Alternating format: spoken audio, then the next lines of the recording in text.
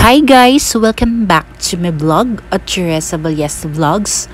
For today's video ay meron tayong i-ribbon at i-highlights. Actually, si Ma'am Let Jaime ay ating first time client here. At talaga namang mapapangmangha ka sa kanyang hair dahil nga naman talaga ito ay napakakulot. At syempre, virgin na virgin yung kanyang hair guys. So, ayan guys, binabad na nga natin ang number 1 na rebonding cream from Icon Handle na ginamit natin sa kanyang hair. At meron din nga tayong nire-rebond today. So, ayan, ito nga yung Icon na ginamit natin sa hair ni Ma'am Let Jaime. So, dahil nga ay makapal yung kanyang hair, so, itong Icon na to ay talagang subok ko na rin talaga at sobrang ganda din.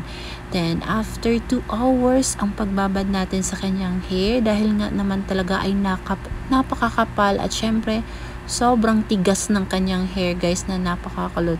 So, ayan, sinuklay na nga natin. Then, after that, ay babanlawan na rin natin siya guys. So, definitely, yung hair niya ay nasa coarse hair. Then, makakapal yung hibla. Ang tawag dyan ng coarse hair ay makakapal yung hibla, malalaki, matataba. At syempre, napaka-healthy nga naman talaga ng hair ni Madam dahil nga ilang years na rin na hindi napariban.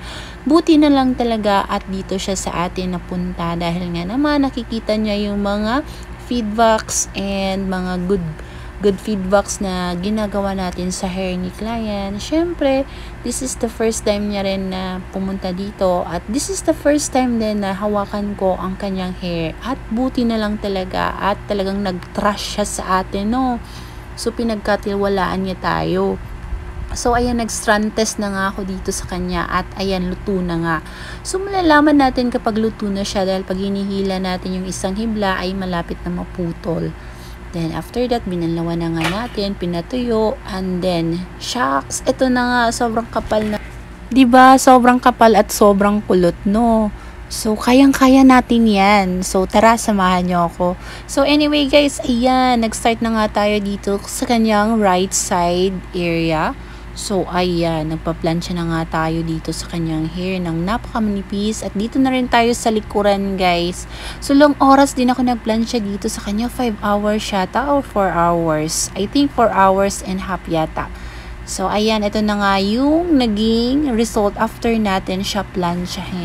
So, dahil gusto niyo magpa-highlights, so actually, nag-traditional highlights tayo dito, guys.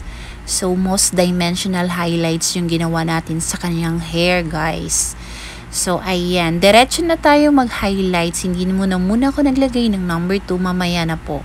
So, dahil nga meron tayong itong tinatawag na balancer by Wars Hair Products. Napakaganda talaga nitong balancer dahil nga naman talaga ito yung treatment or ito yung bond protector na ginagamit ko para hindi masunog yung Magto 2 years na rin akong gumagamit ng balancer dahil ito naman talaga yung katuwang ko sa mga ginagawa kong hair, pagre-rebond, pagbe-bleach, at syempre talagang malaking impact din yung balancer sa paggawa ko ng mga hair guys. Then after highlights natin, ayan, kinulayan natin siya, then ayan, nilagyan na rin natin siya ng botox ng Wars Hair Products.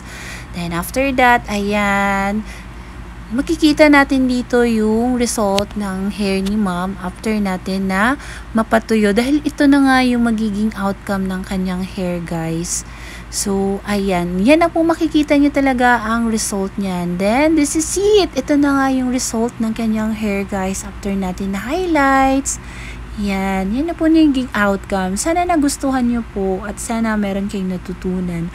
So anyway guys, yan na po yung naging outcome ng kanyang hair. Sobrang lambot, fluffy dahil nga naman nag-multiple treatments tayo dyan. So ito naman yung sa kanyang frontal side. So makikita nyo yung mga konting manipis dyan. Super satisfied nga naman talaga si Ma'am Let Jaime sa naging result ng kanyang hair guys. At tara, this is the final touch na talaga ng kanyang hair. So kitang-kita nyo naman sobrang ganda at malayong malayo sa before niya guys, no? So, ayan. Yan na po yung naging outcome ng aming highlights. So, naka level 7 to 8 lang yung highlights natin. Hindi na rin natin na-reach yung level 10 dahil nga ay rebonded yung kanyang hair. Syempre, iniingatan ko yung integrity ng kanyang hair para hindi masira, hindi masunog. Then, yung gagawin niya guys, kailangan niya magpa-treatment every month or mag-conditioner siya araw-araw. Then, kung gusto niya talaga na maging maganda yung hair niya, maglagay rin siya ng hair serum. Basta, the way na siya ay mag-alaga ng kanyang hair ay talaga namang magiging maganda pa rin yung hair niya kahit na ilang months na ang nakaraan. So anyway guys, thank you for watching. Bye!